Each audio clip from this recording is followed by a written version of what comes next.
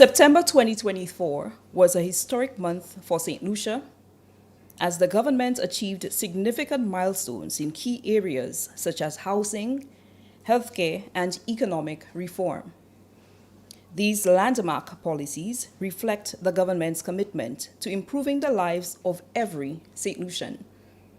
On September 10, 2024, Parliament approved a $20 million loan guarantee from the National Insurance Corporation to the St. Lucia Development Bank, the SLDB.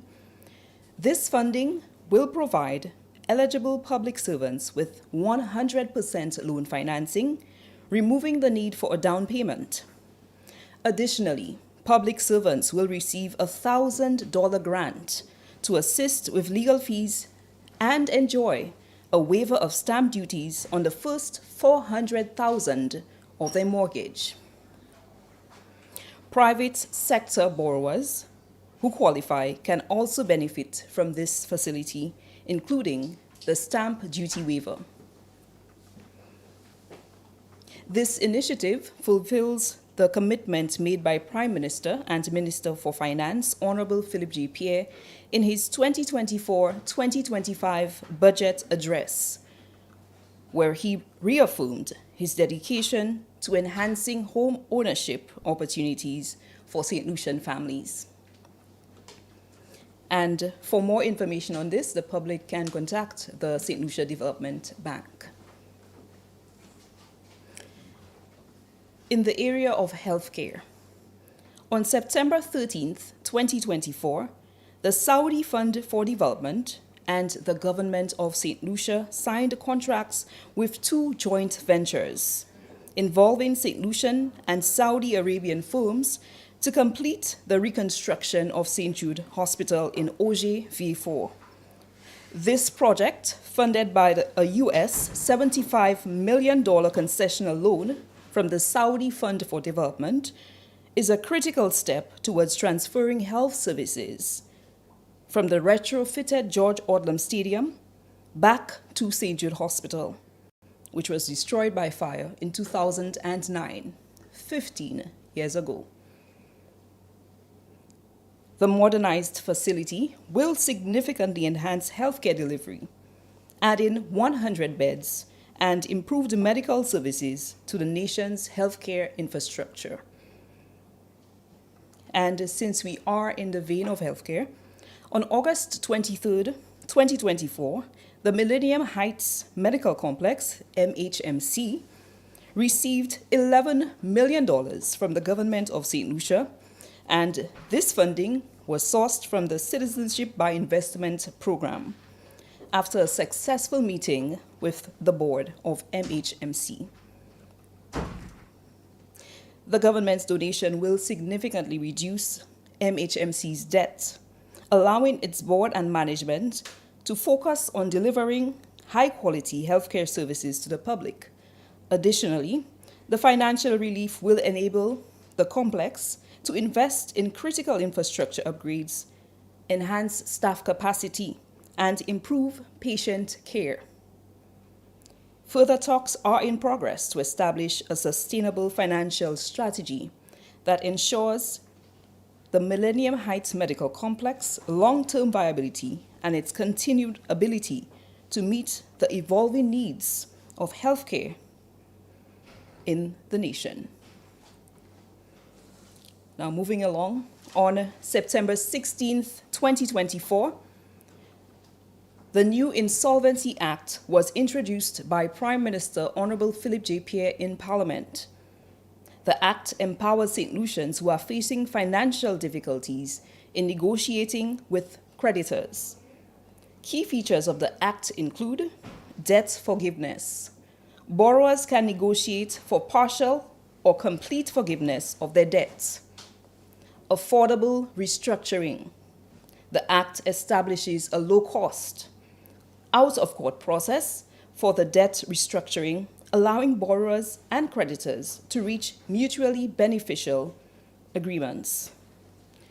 Creditor intervention. Borrowers are empowered to halt actions taken against them by creditors. And asset protection. The Act allows borrowers to pause the sale of their assets while they work to resolve their debts. This legislation aims to modernize the credit sector, balancing the interests of debtors and creditors, while also aligning with the international financial institutions like the World Bank and the IMF. The National Competitiveness and Productivity Council, NCPC, spearheaded the drafting of the insolvency legislation. And moving on to news in the economy. As the economy continues its post-pandemic recovery, real GDP growth is projected to average 5% in 2024, a testament to the government's focus on sustainable development. The Eastern Caribbean Central Bank, ECCB, has projected back-to-back years of economic growth for St. Lucia. Right. Good morning, ladies and gentlemen of the press. Thank you for being here. Today, I'll use this opportunity to speak a bit about Kudme Soufriere.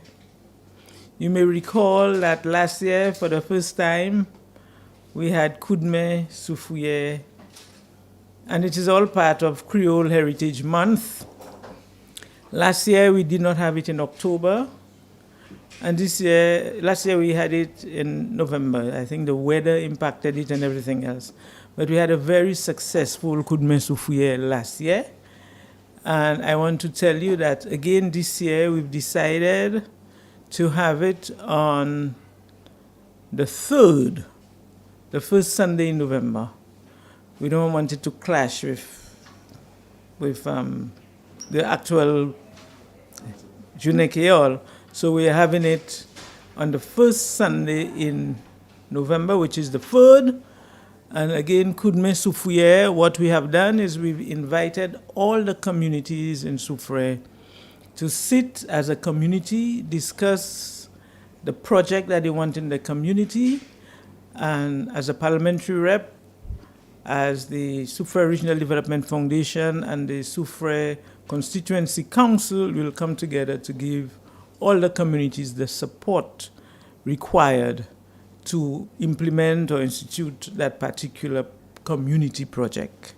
We've had different, so far, based on the information I have, we have projects coming in from several, Bouton, Mini, Soufriere Town, Esperance in Foshejac, different places having different projects. I want to take this moment to encourage all our communities to come together. And what we're doing is to build on that cultural heritage of community supporting each other. That's fundamental in everything that we do. That is the basis on which our society has developed. And we have every reason to embrace that culture of Kudme. Each one helping each other. Communities coming together, supporting, working together to deal with the situation at hand. That's the same concept that you have if you work as a family, to come together, each one supporting each other. Come together as a community, come together in organizations. Because the issue is no man is an island. And what it does, it brings camaraderie. It brings cohesion. So Soufriere is leading the way in this area. We've done it last year. We're going to do it this year. Last year, you may see persons coming in, cleaning the cemetery, painting the cemetery walls. We have the churches involved. Last year, the SDA was very instrumental in beautifying certain areas in the community. And we are using that moment to call all of Soufriere, churches, organizations, individuals, communities, and families, if they want, to share the projects with us. The coordinator, we've had the coordinator, and we have the flyer out, is Miss Krishna Senbryce is the coordinator, but you can present your project proposals to my constituency office, to the Soufrière Regional Development Foundation or the Soufrière Constituency Council. I want to take this moment to say it in Creole. Nous, moi, Creole, et puis Soufrière, l'année passée, nous tenions coup de main Soufrière, l'année ça, nous avons vu fait. L'année ça, là, c'est à ce dimanche, le 3 novembre, et puis nous avons accueilli toute commune en Soufrière pour assis ensemble, décider qui projet yo kay en commune, et puis pour voyer information ça là, by constituency office moi, et bien foundation là, et bien council là, pour nous venir ensemble. Moi ça nous ni dernier meeting pour nous faire décision à sous ces projets à mercredi au soir, that is Wednesday night. So moi voulais encourager tout le monde, tous ces jeunes monde là aussi, venir ensemble pour ça faire différents projets. Ou ça aider à manger en caïba un citoyen, ou ça a décidé pour planter fleurs au moins en place, pour nettoyer un côté, mais venir ensemble, yon ka supporter l'autre, la main à la main. Ça c'est un bagay nous ja continuer faire depuis nous savent depuis aïel nous, grand-maman nous, grand-papa nous, c'est comme ça yo supporter yon a l'autre, à nous continuer en même manière ça là. Pour nous supporter yon a l'autre, c'est comme ça nous ça progrès comme nation. Okay, I want to ask you a question about something else happening down in Soufrière for Seja. We saw some exports of Dashin to. If you could just give us some more details, I don't have any more details on how much was exported, and what is it? Yes, you are correct that Fonchechak Dashin is now being exported. I do not have the details in terms of how many pounds of Dashin was actually exported, but what I can do is to remind you of the genesis of that project. The Dashin project started just over a year ago when I was part of a delegation with Export St. Lucia. We went on a trade mission we went through to the British Virgin Islands, St. Thomas and Creole, BVI, and we recognized that there was a huge market for Dashin. And based on my knowledge of Dashin and Fonchechak, because Fonchechak is synonymous with Dashin production, so I went back and worked with the farmers there, provided just about 51 farmers $1,500 each to help them with the production. We also partnered with the Ministry of Agriculture. That was fundamental. The minister came on board. You would have seen we did that we met with the farmers at least 2-3 occasions. And that is what you see now. We gave them the monies, persons cultivated the fields, and now we are seeing that this Dashin is now ready for harvesting. You may recall that just over a month ago, we had a Dashin festival in Fonchechak, where we were encouraging persons to use the Dashin in different ways, how to cook it differently. The Taiwanese showed us how to use Dashin in the sweets and the desserts that we've never used before. We had people in Fonchechak going into processing Dashin in terms of Dashin wines and things like that. All we are saying is we are now putting Dashin as a premium product, agricultural product. And we are doing value added, but we are also targeting the export market. So yes, the first set of export started. I believe that Export St. Lucia, based on the conversation I've had with them, is in conversation with the Farmers Association in Fonchechak, so that we start getting the data. I've always asked the extension officer to have the data. That is important. What was harvested, what was cultivated at the beginning, what is being harvested, what is sold locally versus what is exported, what portion of that is going into value added. I think that data is important for us as we move forward. But what I was happy to see while we had the Dashin Festival, we had a competition for the largest Dashin. And again, the person who won at the time, somebody won, But after the prices were given, persons came with much larger dashins. So it is telling us, and I remember saying the week before that actually, I saw, and somebody presented me with a dashin that was over a foot long. Yeah, huge dashins. So we are making some progress, and again, we are in the right direction. We have bananas in some cases, but in Soufrière, we have our Fonchesjac farmers focusing on dashin cultivation. Also, what we have done, we are working with Bellevue Farmer Cooperative, and there we are working with vegetable farmers. Again, we have embraced the work to ensure that our farmers get the support that they need. It's a good question in terms of the irrigation, but generally I need to tell you the climatic conditions in Fonchesjac is one that is very good for the dashin production. But the farmers, yes, they've raised the issue of support in irrigation, and I know that the Minister of Agriculture is working with his technical team to look at a project to try to bring irrigation to the Fonchesjac farmers. That's what, yes? Just give me the latest update with the marijuana and where are we right now, because I haven't heard anything about it. Could you just give us the latest update? Okay, thank you, Jerry.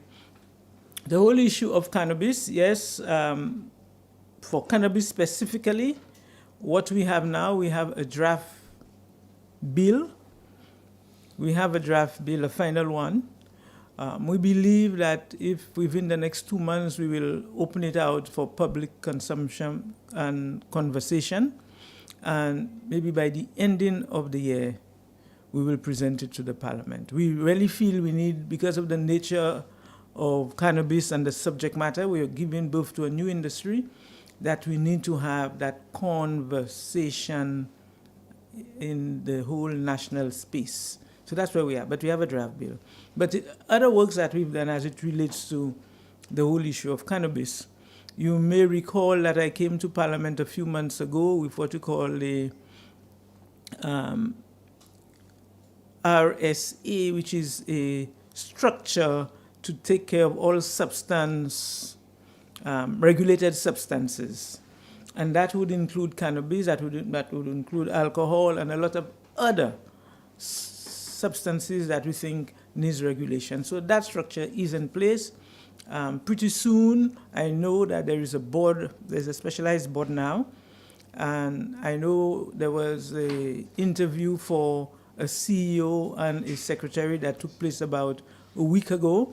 So within the next 2 weeks, you will have the appointment of the CEO of the RSA, the Regulated Substance Authority, as well as putting the staffing in place so that you could see the actual rollout of the cannabis industry.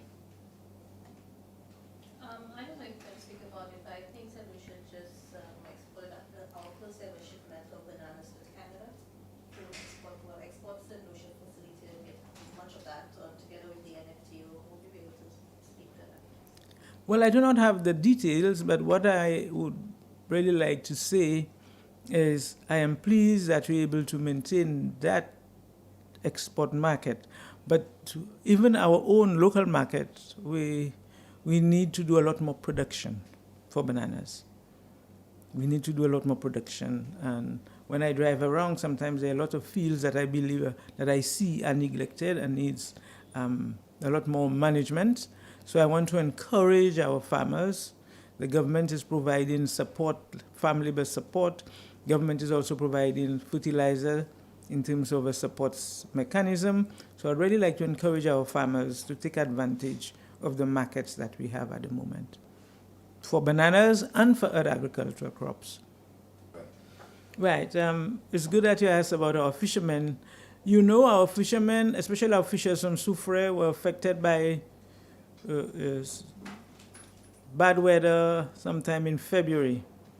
And we had at least 10 of our fishers got their boats damaged in February.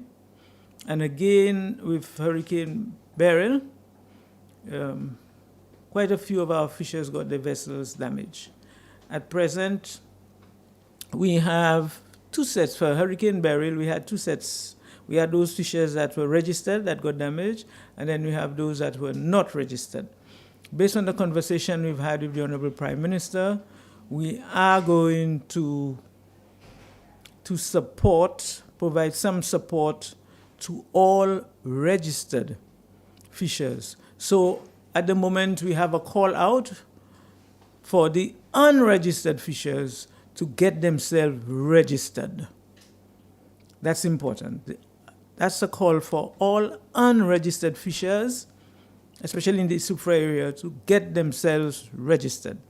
So the fisheries officer is on the ground now, trying to ensure that this happens, because we really want to provide some compensation to all the fishers within the next 2 weeks, God willing. You know rough number of how many are registered? Well, to me, we had about maybe 50-something fishers that got affected, and almost 50% was registered and unregistered. So we are calling on those that are unregistered to make sure they are registered within the next 2 weeks, so that when the Prime Minister writes this check, that they are included and to receive some form of compensation. Also, we are working on trying to see how we can also assist those persons that were affected in February.